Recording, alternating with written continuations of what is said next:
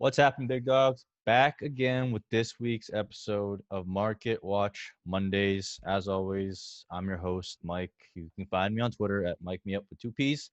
Got a few topics I want to cover today, but before anything, as you know, we got to hit that intro. Mm-hmm. Mm-hmm. Mm-hmm.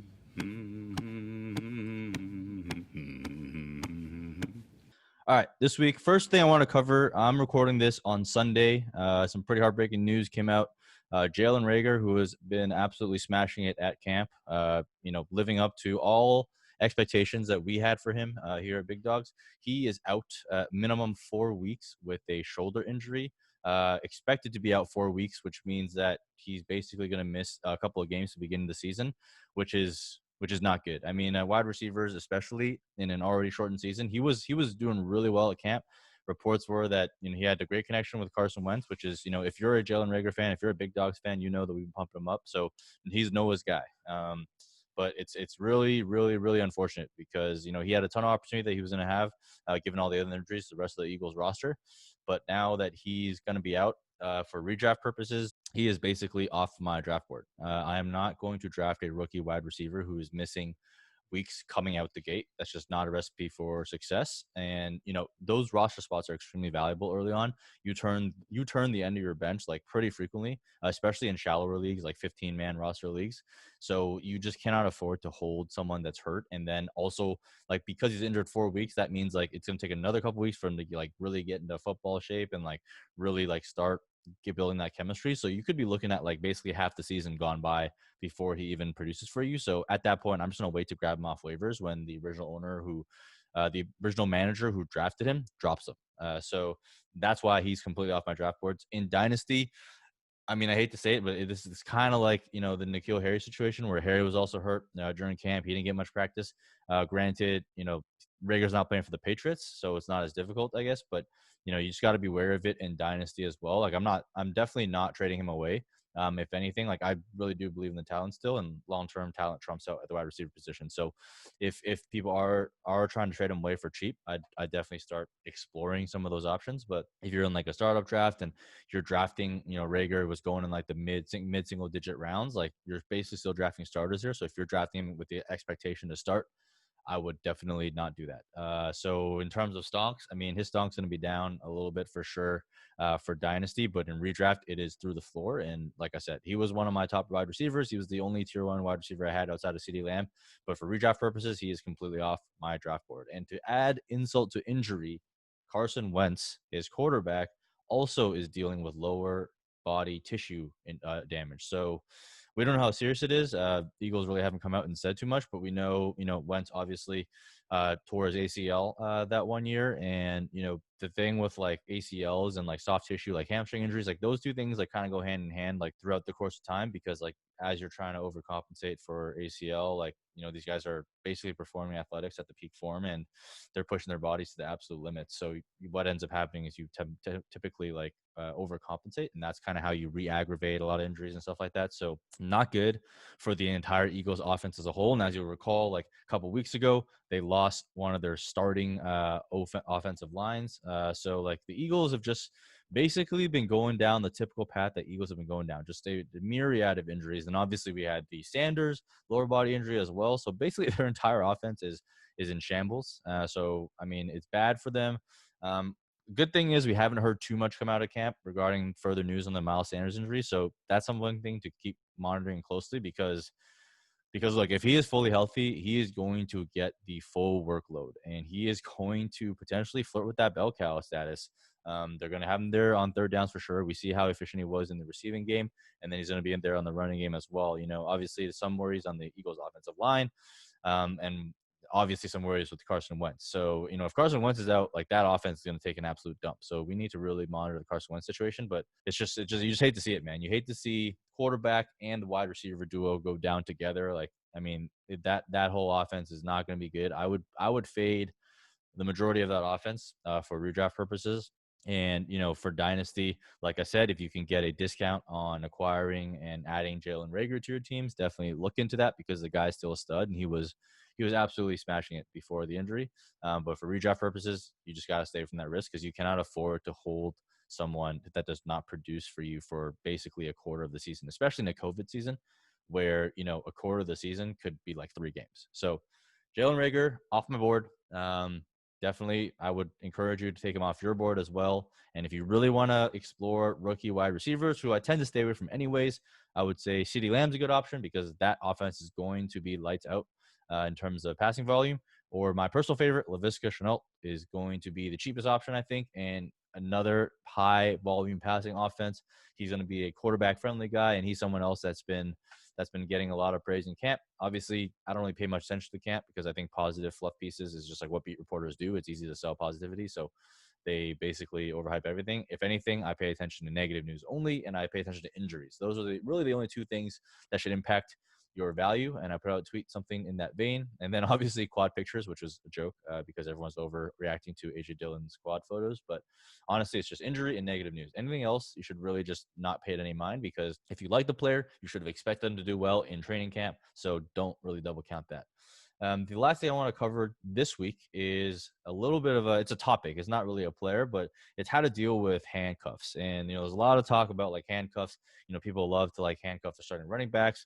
I'll give you a little bit insight into like my usual approach, and then I'll give you a little bit insight of how I'm dealing with it this year in a COVID environment. So normally I don't handcuff. I don't ever handcuff my players because to me, that's like capping your upside. What I would do is I would take handcuffs of other teams' players so that in the scenario where their running back goes down, I now have like 2 starter running backs. Whereas like if you handcuff your own running back and your running back goes down, you're basically worse off than where you were before because the handcuff is rarely as good as the starter and you don't really gain anything. And the reason why I take that approach is like I said, like I really embrace like variance in the game. And if I take a running back in the first round, like I'm just going to assume that running back works out because if that running back busts, you're probably fucked anyways. So there's really like no reason in my eyes to like play for that type of downside. What I do when I draft running back is I assume that running back hits and then I play for upside later on. So the key to playing for upside though is not just taking like any team's handcuff. And that's like the mistake I see people make all too often. Like, in my eyes, there's only like 4 or 5 real handcuffs in the NFL that are actually valuable, where if the starter went down, they would actually get line shares of the workload.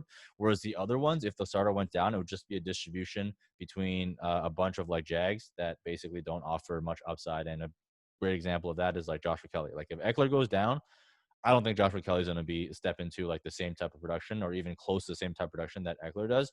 What I think will happen is, they'll probably split touches with Justin Jackson. They might even bring another vet. The entire offense takes a dump, and you have like a 3-way, 2-way like headed committee. So to me, Joshua Kelly is not a handcuff. Like Michael P. Ryan, not a handcuff. Like all these guys on bad teams, like they're not really handcuffs, right?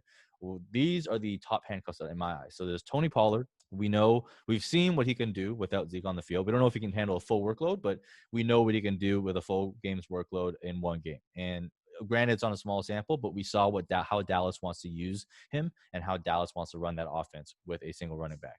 Granted, there's some risk there because McCarthy's coming in, so we don't know exactly what's going to happen. But in my eyes, like if Zeke goes down, Tony Pollard for me is a really easy running back one because he's involved in the passing game. He's involved in rushing games. He's like basically could be a potential 3-down back. That is extremely tantalizing. Alexander Madison is another one. We kind of saw when Cook went down, he took over a lot of the workload.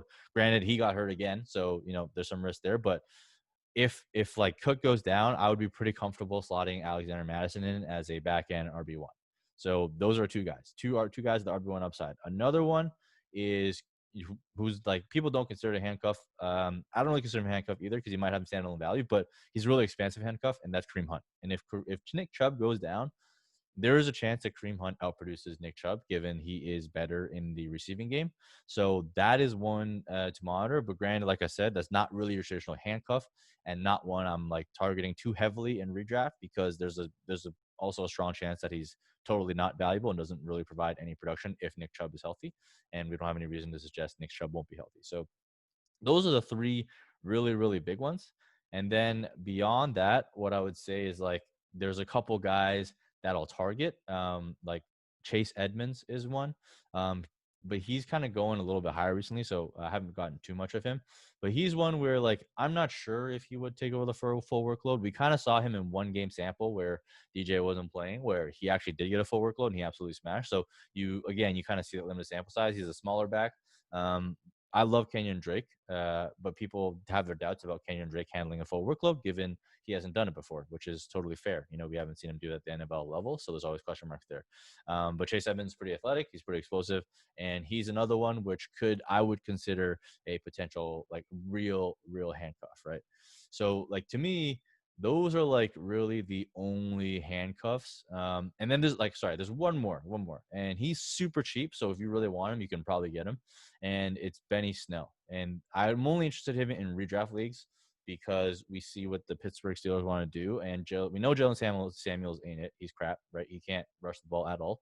He can catch the ball as a catchable jag, but in terms of running on the goal line and short yardage on anything, like it's going to be Benny Snell.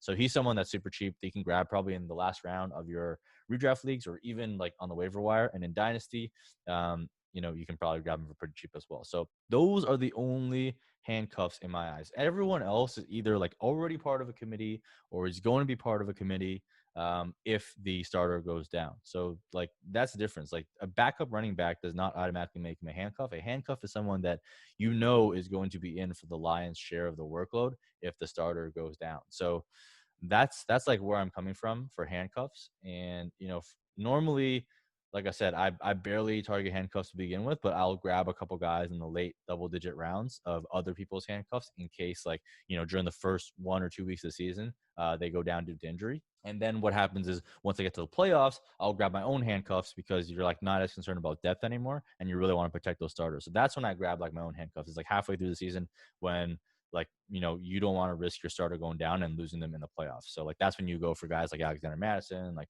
Tony Pollard if you're a Zeke owner, stuff like that. So that's how I normally deal with handcuffs. This year, I think handcuffs are going to be probably more important than ever because of COVID, right? You don't know what's going to happen with starters.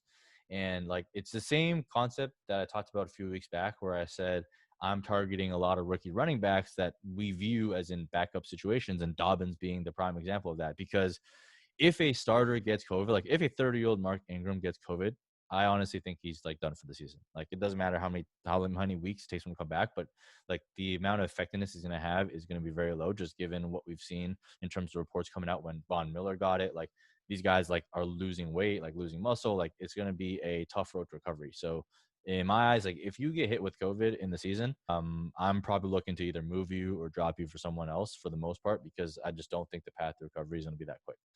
But in that similar vein, like if someone gets COVID, like that's where these handcuffs really have a lot of value. So normally what I would do is I would only target like maybe one or zero or none at all in those late rounds. I think this year what I'm going to be doing in redraft leagues, I'm going to grab a couple of them from other teams just to see how it plays out because, not only is it like COVID season, but like because of all the limited practice and everything, we don't know how these like first couple of weeks are going to play out. Right. So like teams are not really in sync with each other. I'm imagining it's going to be like pretty messy. And I'm imagining there's going to be a lot of like injuries, specifically like soft tissue injuries, like hamstring injuries, like all this type of stuff. And, if running backs start pulling up with hamstring injuries, that's when you can kind of cash in on some of those backups. So I'm going to be like grabbing, one of the more expensive guys, and the expensive guys are Alexander Madison and Tony Pollard. And then I'll probably grab like one of the cheaper ones later on as well, someone like Chase Edmonds or like a Benny Snell with my last round pick. And that's kind of how I'm making the adjustment in COVID because like in a season with variance in the most highly variable game, like you need to recognize that a lot of the stuff is going to be out of your control.